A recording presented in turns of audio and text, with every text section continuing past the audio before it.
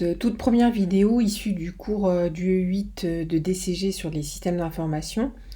Nous débutons par la partie violette qui traite du système d'information dans les organisations. Les couleurs des chapitres vont avoir pour vocation de vous permettre de vous y retrouver dans votre organisation et surtout dans le rangement de vos cours. L'idée aujourd'hui, ça va être de découvrir par vous-même la première partie de ce chapitre que nous finirons en classe. Si on prend globalement le programme du 8, ce chapitre il intervient dans le premier thème, donc le thème 1, sur le système d'information, à la fois dans sa description et dans son analyse, et il s'agit donc du chapitre 1. Ce chapitre s'intitule donc « Le rôle du système d'information dans les organisations ». La notion d'information, c'est ce que nous allons essayer de comprendre avant de définir celle de système d'information.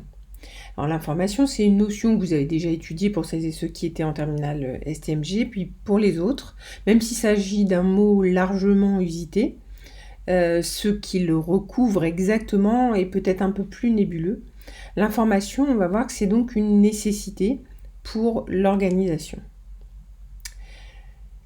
Une organisation, qu'est-ce que c'est ? C'est une entreprise au sens large, c'est-à-dire qu'elle peut recouvrir à la fois des entreprises du secteur privé, comme des entreprises publiques, des associations, des administrations. Et cette information va être à la base de tout le processus de gestion de ces organisations. En effet, l'information elle va permettre de prévoir, d'organiser, de coordonner, ou d'animer, ou même de contrôler tout ce qui se passe au sein des organisations.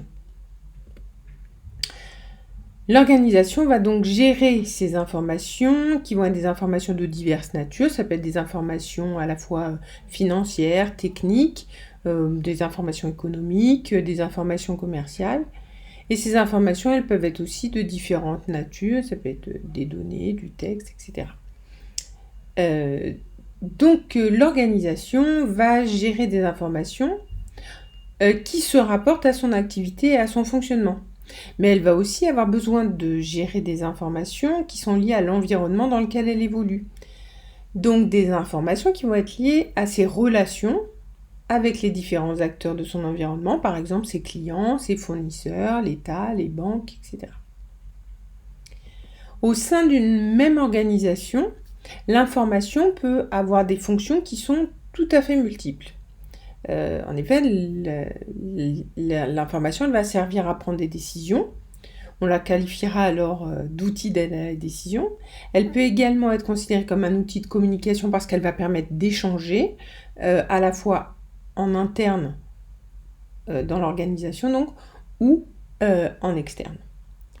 L'information elle peut également avoir une fonction de gestion prévisionnelle.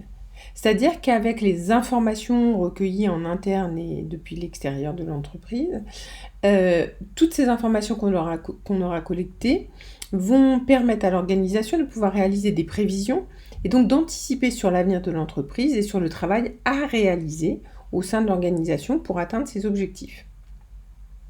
Dernier point, l'information c'est aussi un instrument de travail collaboratif.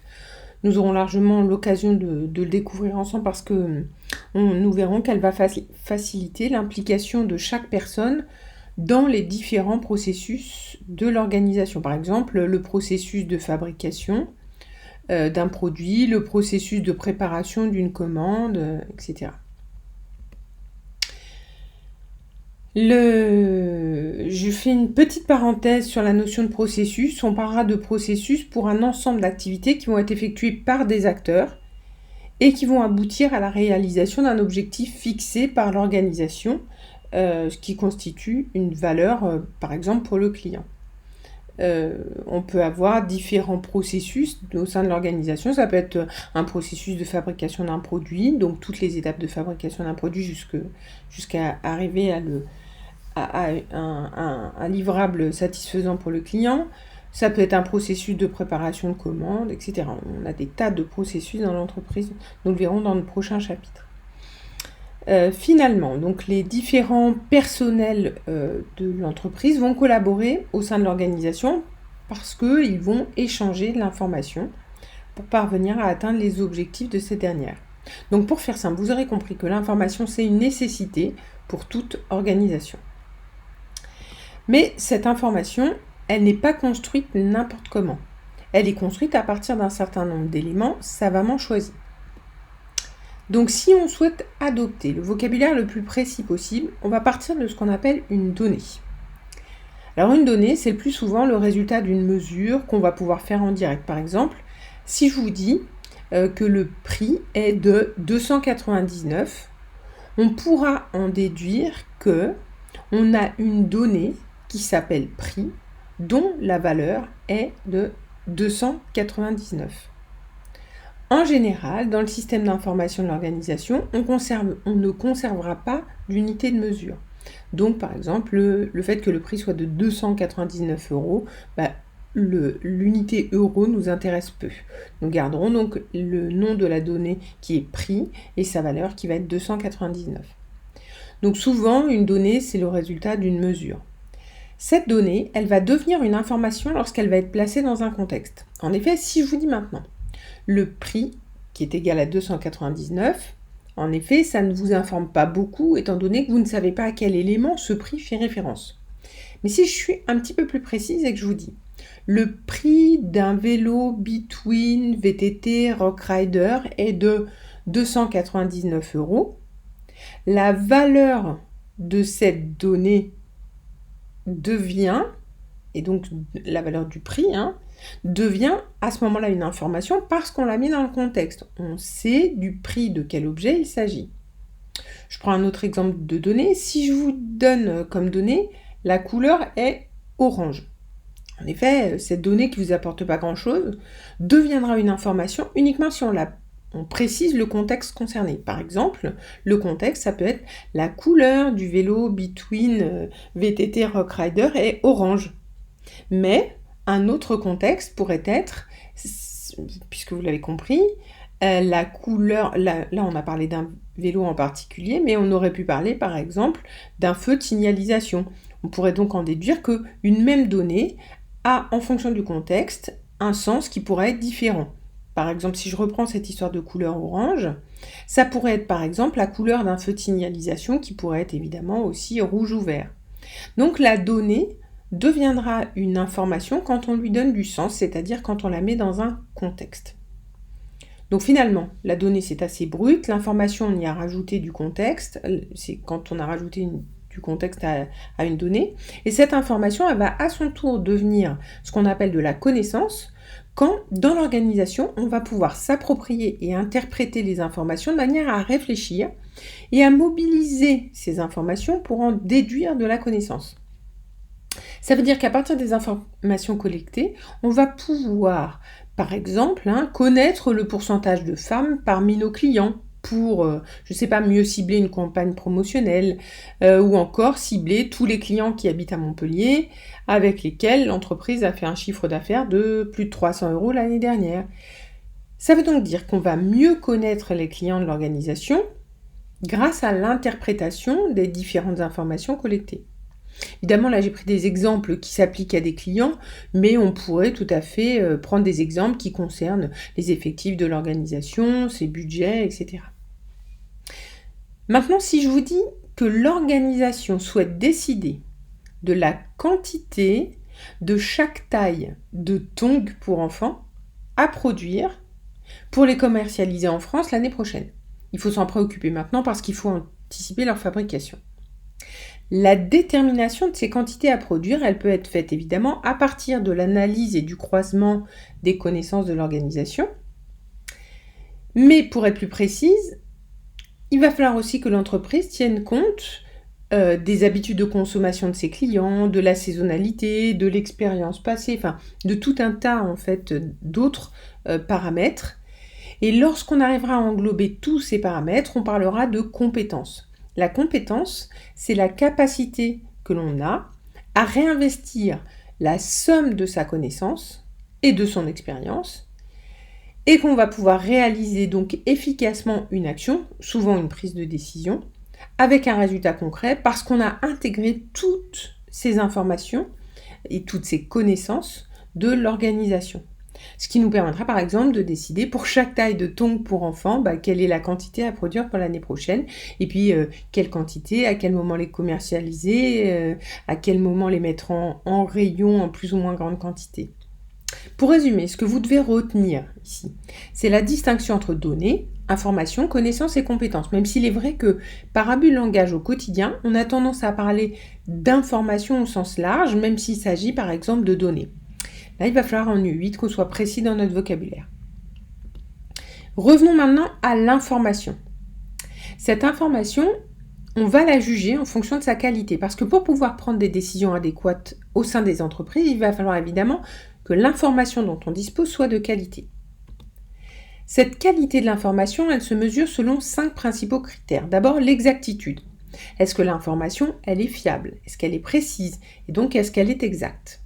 Le deuxième critère, ça va être sa pertinence. Est-ce que l'information, elle est judicieuse pour les décisions qu'on a à prendre?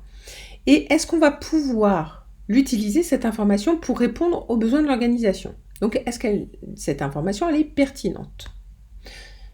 On va avoir un troisième critère qui est l'accessibilité, c'est-à-dire que cette information, elle doit être disponible au moment où on va en avoir besoin, par exemple pour prendre une décision. Il s'agit donc évidemment d'une information qui va aussi respecter les droits d'accès et la législation. N'importe qui ne pourra pas accéder à n'importe quel type d'information dans l'organisation. Le quatrième critère de qualité sera l'actualité. L'actualité, ça veut dire que, dans le temps, l'information est compatible avec la prise de décision. Pour résumer, c'est est-ce que l'information est à jour? Le dernier point, il s'agit de l'exhaustivité, c'est-à-dire l'information, est-ce qu'on la juge comme complète par rapport aux besoins et donc à la prise de décision que l'on doit réaliser. Donc voilà les 5 critères qui constituent la qualité de l'information. Pour résumer, ça veut dire que pour que l'information elle soit de qualité, on va pouvoir le mesurer en fonction de ces 5 critères que vous devez impérativement connaître. Chaque information peut potentiellement également avoir de la valeur pour l'organisation. Cette valeur de l'information, elle est intimement liée à sa qualité, bien entendu. Une information qui va être de mauvaise qualité, évidemment, aura une piètre valeur pour l'organisation. L'information, si elle est de qualité, elle va constituer une ressource pour l'organisation et donc elle va contribuer à la création de valeur pour cette dernière. Pourquoi est-ce qu'on va parler de création de valeur? Tout simplement parce que cette information va contribuer à atteindre les objectifs de l'organisation. Elle va par exemple réduire les incertitudes. Elle va donc permettre de prendre des décisions dans les meilleures conditions et surtout de limiter, voire d'éviter les erreurs. Par exemple, pour la marque Decathlon qui nous sert de contexte, l'important c'est d'anticiper et de repérer les nouvelles tendances sportives pour orienter au mieux les différents choix de fabrication de produits qui vont être mis sur le marché, pour que ça corresponde évidemment au mieux aux attentes des clients. L'information va donc constituer une ressource qui contribue à la création de valeur aussi parce qu'elle peut avoir une valeur marchande, cette information, pour les organisations, notamment les organisations tierces. Par exemple, je pourrais décider de vendre le fichier des clients de mon entreprise, qui, évidemment, ces fichiers contiennent des informations précieuses, par exemple pour d'autres entreprises. Aujourd'hui, cette valeur marchande de l'information constitue un réel marché, et cette valeur, évidemment, elle s'amplifie au fil du temps. On aura l'occasion d'en reparler lors de nos prochains chapitres. Alors, maintenant qu'on a vu la valeur de l'information, on va vite comprendre que cette information, elle a aussi un prix. Et ce prix, il n'est évidemment pas à confondre avec sa valeur. Alors, il est possible d'acheter des informations à un certain prix à une autre entreprise. Mais il faut également comprendre que ce prix, il est étroitement lié au coût de la création de ces informations, le coût de la création par une entreprise externe ou même au coût de création par nous-mêmes, notre propre organisation. En effet, ce coût de l'information, il va être constitué principalement par le coût d'acquisition de cette information, combien ça nous coûte de la récupérer, par son coût de stockage, par aussi son coût de traitement, toutes les analyses qu'on va pouvoir faire dessus, le coût de mise à jour, etc. Évidemment, par le coût de sa diffusion. Donc il s'agit bien souvent, ce coût, d'une charge importante pour l'organisation qui n'est pas toujours facile à mesurer, surtout qu'avec les volumes croissants de données dont nous disposons dans les organisations à l'heure actuelle, nous avons évidemment il est évident que la gestion, le classement, l'analyse, le stockage, l'archivage, etc. sont des éléments qui vont coûter de plus en plus cher aux organisations. Donc l'information, elle va avoir de la valeur, mais il faut savoir la distinguer aussi de son coût et donc de son prix. Nous allons maintenant parler des sources de l'information. En effet, la qualité d'une information, elle dépend principalement de sa ou de ses sources. Alors, au sein de l'organisation, les informations elles peuvent provenir de différentes sources. Classiquement, ces sources sont classées en deux catégories, les sources internes et les sources externes. Évidemment. On parlera de sources internes quand l'information elle provient de l'intérieur même de l'organisation, c'est-à-dire de ses différents services. Il peut s'agir d'une information brute ou d'une information retravaillée, mais enfin issue du travail de l'entreprise elle-même. Et puis, il peut aussi exister des sources d'informations externes. C'est-à-dire que l'information, elle peut provenir des partenaires de l'organisation. Ça peut être des informations en provenance des clients, des fournisseurs, des banques, de l'État, peu importe. Bref, les sources d'information, elles sont multiples. Et en fonction de la source, la qualité de l'information pourra être plus ou moins bonne. Il est sûr que si les sources d'information sont des sources institutionnelles, par exemple, des informations en provenance de l'État, sont des informations qui seront fiables, évidemment, elles assureront une meilleure qualité de l'information. Donc, pour que l'information constitue une véritable ressource pour l'organisation et donc qu'elle contribue à sa qualité, il faut donc que l'organisation choisisse avec soin ces différentes sources d'information qui vont alimenter, nous le verrons, son système d'information.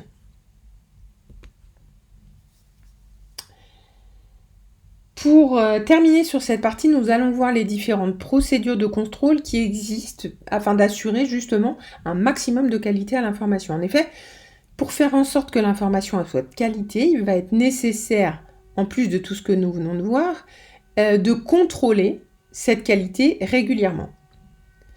Alors, en général, l'organisation, elle va mettre en place un certain nombre de procédures de contrôle. Alors, dans ce schéma, vous allez voir rassembler des procédures de contrôle les plus classiques. Il en existe bien entendu d'autres. Alors, le premier moyen de contrôler la qualité de son système d'information, c'est de faire un audit régulier de ce système d'information, c'est-à-dire qu'on va essayer de diagnostiquer ces différentes failles, ce qui fonctionne, ce qui ne fonctionne pas dans l'organisation, si les données récupérées sont fiables ou non, est-ce qu'elles sont de qualité. On va également pouvoir utiliser ce qu'on appelle des référentiels, plus précisément des référentiels de bonne pratique. C'est-à-dire qu'on va pouvoir intégrer une certaine normalisation dans l'entreprise, c'est-à-dire des procédures, des règles à suivre pour assurer une meilleure qualité de l'information et du système d'information. C'est une manière donc de vérifier que tout ce qui est réalisé dans l'entreprise l'est selon un ensemble de bonnes pratiques qui auront été définies le plus souvent à l'aide de documents modèles. Et c'est ça qu'on appelle des référentiels de bonnes pratiques. Alors là, je vous en ai cité plusieurs. Parmi les plus connus, les référentiels ITIL, COBIT ou les différentes normes ISO. Un troisième moyen de contrôler la qualité de l'information, c'est de mettre à jour régulièrement les logiciels, les systèmes d'exploitation, les applications et les antivirus pour faire en sorte que ces informations ne soient pas erronées. Ça, c'est quelque chose d'assez classique qui est assuré en général par les informaticiens de l'organisation. Une autre possibilité, ça va être de gérer les droits d'accès à ces informations. On en a déjà un petit peu parlé tout à l'heure, c'est-à-dire qu'on va attribuer des droits différents aux utilisateurs en fonction de leurs besoins. On va essayer de déterminer qui, par exemple, peut lire quelle information, qui peut la modifier, qui peut la supprimer. On va essayer aussi, pour assurer cette qualité de l'information, de sécuriser les sources d'informations, on en a parlé tout à l'heure, qu'elles soient internes ou externes, en limitant par exemple les saisies d'informations, les saisies manuelles d'informations, et en validant les sources de manière à s'assurer qu'elles soient de qualité. Et puis pour terminer, on va essayer de s'assurer de sécuriser les échanges avec les différents partenaires de l'organisation, donc ses clients, ses fournisseurs, la banque, l'État, etc. Mais aussi les échanges au sein même de l'organisation. Pour ça, on va essayer de sécuriser le plus possible les échanges réalisés à travers les réseaux, donc que ce soit des échanges de mails ou autres. On va utiliser aussi différents procédés, ça peut être la signature électronique, ça aussi nous aurons l'occasion de le revoir un petit peu plus tard. Et donc, ce qu'il faut retenir de cette partie, c'est que l'information, c'est une notion qui est certainement un peu plus complexe que ce que vous aviez envisagé au départ. Donc voilà, j'en ai fini pour la première partie de ce chapitre et nous allons avoir l'occasion de découvrir ensemble en cours sa suite.